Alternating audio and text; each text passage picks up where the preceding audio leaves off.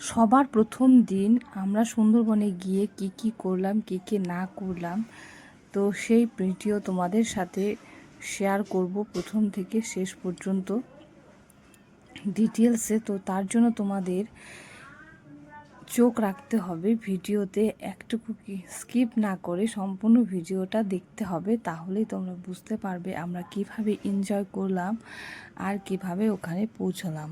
তো সবার প্রথম দিন ক্যানিং থেকে দেবরাজের টিম আমাদেরকে গদখালি বলে একটা ঘাট আছে, তো সেই ঘাটে সবার প্রথম দিন আমাদেরকে নিয়ে আসে। তো আসার সঙ্গে সঙ্গে আমাদেরকে সবার প্রথমে ঠান্ডা হওয়ার জন্য ঠান্ডা ফ্রুটি দিয়েছিল খেতে, আর তার গরম গরম লুচি, আর তার সাথে আলু আর কাবলি ছোলার একটা তরকারি। সারা রাত ধরে জার্নি করেছি আর আমাদের ভীষণ খিদে পেয়েছিল, যদিও ক্যানিংয়ে আমরা লুচি খেয়ে এসেছি, তবু আমাদের খিদে কিছুক্ষণের মধ্যে আবার খিদে পেয়ে গিয়েছে। তো যেহেতু জার্নি, তো সেই জন্য খিদেটা একটু বেশি বেশি পাচ্ছিল। তো এসেই সবার প্রথমে খেয়ে নিলাম। এই সুন্দর দৃশ্য দেখতে দেখতে আমরা সকালবেলার ব্রেকফাস্ট এখানে করছিলাম। এদিকে দেবরাজের টিম আমাদের বলছিল তাড়াতাড়ি খাওয়া দাওয়া করে নাও, ও তার সাথে একটা কিন্তু মিষ্টিও ছিল, ওইটা কিন্তু বলতে ভুলে গেছি। বলো আমরা কোথায় ঘুরতে যাচ্ছি এখন? Hamilton bungalow. আমার ব্যাগে আছে। এখানে কি হয়? এটা হ্যামিল্টন সাহেব আর রবীন্দ্রনাথ মিলে এখানে মিটিং করা হয়েছিল ইংরেজ আমলের আগে। ম্যাডাম, এই বিষয়ে মিঠুনের কাছে আমি শোনার চেষ্টা করি, তো ও তো বলছিলই পিছন দিকে কেউ ডাকায়, এই কথাটা স্টপ হয়ে যায় এখানেই, আর বলা হয়নি। তো এবার আমি তোমাদের পুরো গল্পটা বলছি। এটা ব্রিটিশ আমলে তৈরি হয়েছিল 1903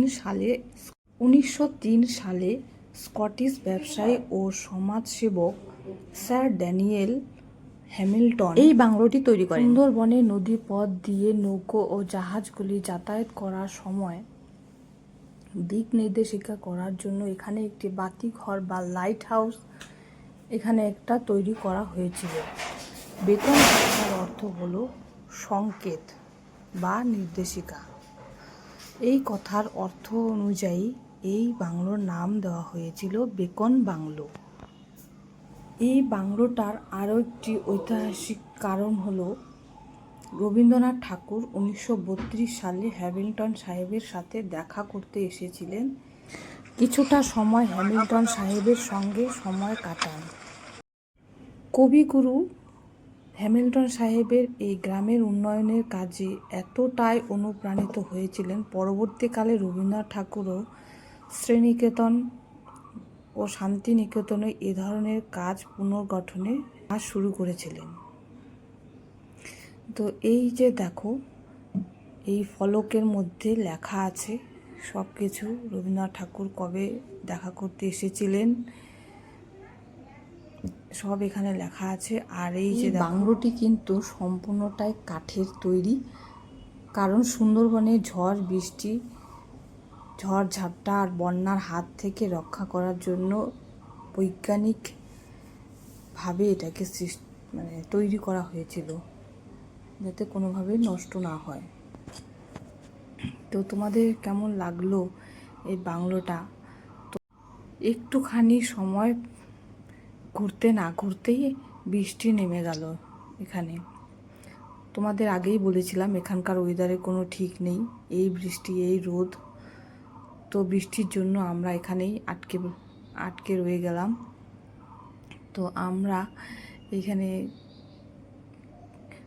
ভেতরটা তো আটকে দেওয়া আছে, এখানে নাকি অনেক স্মৃতি আছে রবীন্দ্রনাথ ঠাকুরের, আরও কিছু হয়তো থাকতে পারে ভেতরে, কিন্তু ভেতরটা একদমই আটকানো, তো সেই জন্য আমরা ভেতরে ঢুকতে পারিনি।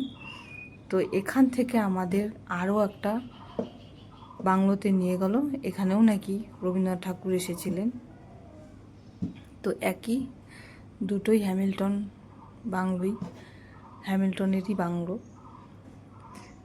তো এখান থেকে দেখে আমরা সোজা চলে গেলাম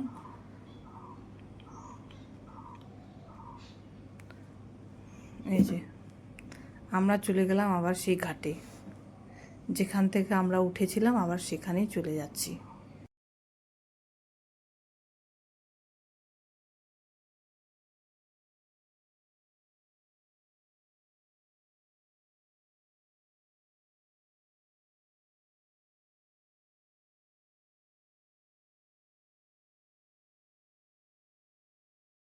একটু আগেই দেখলে বৃষ্টি, আবার এখানে এসে রৌদ্র।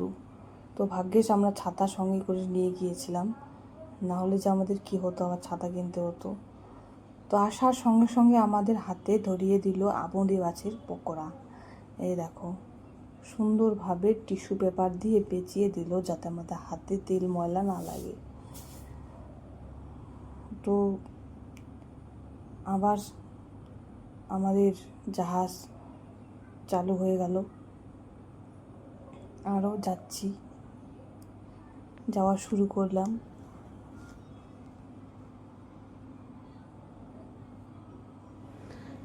কিছুক্ষণ যেতে না যেতেই আবার নিয়ে এলো চা। মানে আমাদের এখানে মুখ খালি করে রাখতেই দেয়নি, কি একটার পর একটা খাওয়া ছিলই এখানটায়।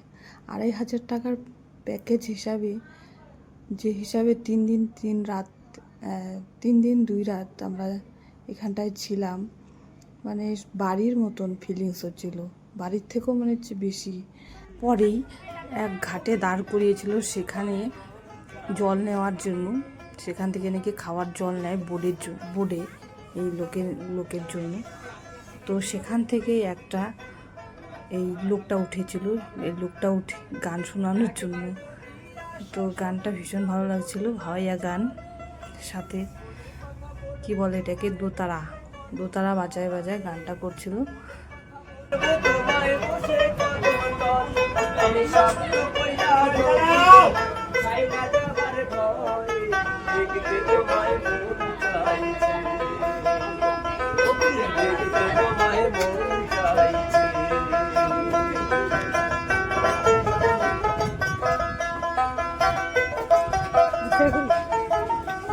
কি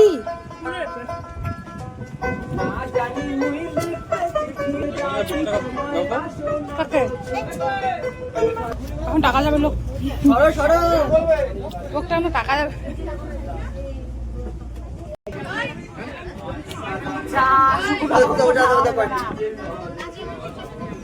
আমি 50।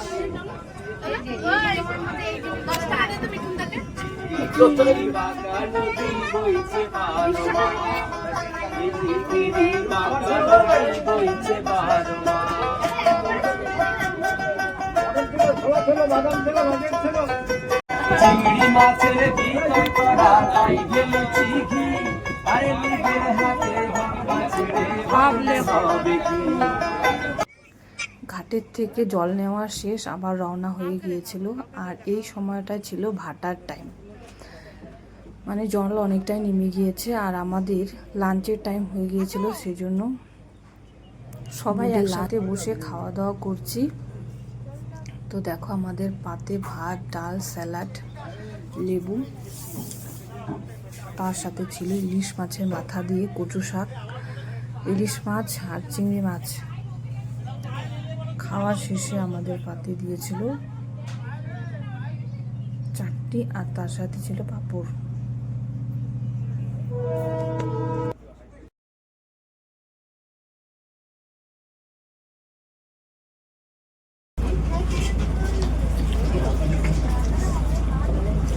চিংড়ি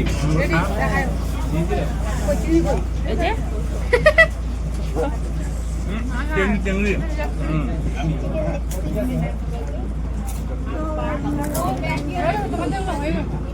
এখানে বসো। তুই পারবি না, তুমি বুঝবা না, বলতেছি না, তুমি বুঝবাই না।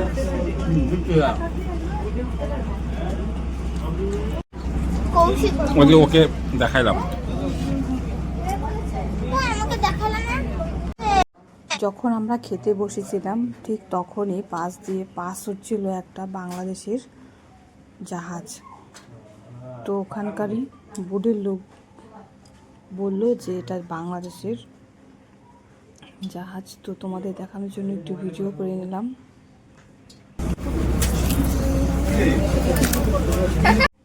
এটা ছিল লাস্ট স্পট প্রথম দিনের। তো এখানে একটা বনবিবির মন্দির আছে, তো সেটাই দেখাতে আমাদের নিয়ে যাবে। তো এই জন্য আমাদের বোটটাকে সাইডে নিয়ে যাচ্ছে। আর এই জায়গাটায় দেখো প্রচণ্ড হাওয়া হচ্ছিল।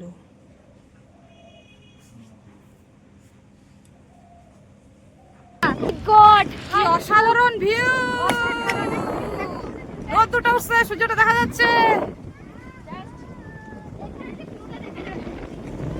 সেই সুন্দর। আসো আসো। অসাধারণ অসাধারণ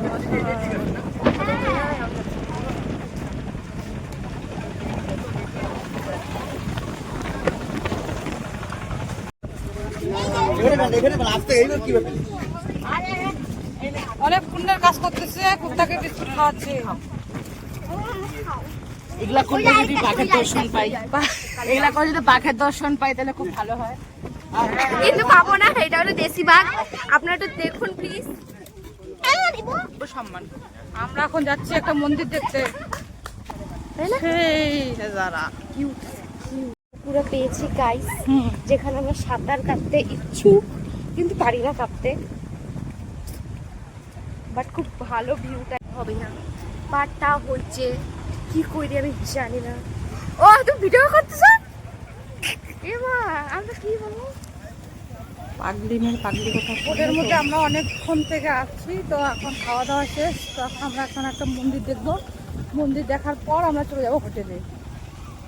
তারপরে ফ্রেশ হবো, ফ্রেশ। সারাদিন স্নান করা হয়নি, আমাদের মুখ কালো হয়ে গেছে, চোখ কালো হয়ে গেছে, সবকিছু কালো হয়ে গেছে, সবকিছু খারাপ হয়ে গেছে, আমাদের গোটা চেহারা কালো হয়ে গেছে।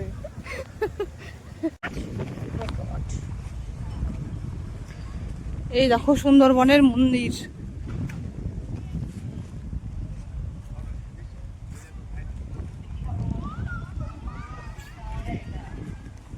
এখানে হনুমান মন্দির, শিব ঠাকুর, বনদেবী।